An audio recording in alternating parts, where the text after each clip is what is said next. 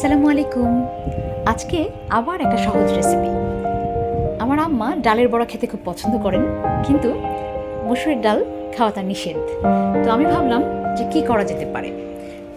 আধা বাটা ডালের সাথে অনেকগুলো পেঁয়াজ আর মরিচ কুচি আর লবণ মিশিয়ে তার সাথে দিয়ে দিলাম আলু ভাজা।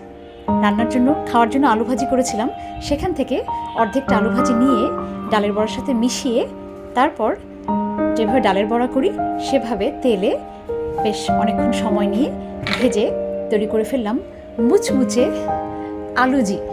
আমার মেয়ে এটার নাম দিয়েছে পেঁয়াজুর জায়গায় আলুজু বা আলুজি। খেতে কিন্তু খুবই মজা, এবং ডাল যদি নিষেধ থাকে সেক্ষেত্রে অর্ধেক ডাল বা কম ডাল এবং বেশি আলু দিয়ে এই মুচমুচে পেঁয়াজুটা বা আলুজুটা তৈরি করে নিলে আমার মনে হয় ভালো লাগবে। ধন্যবাদ।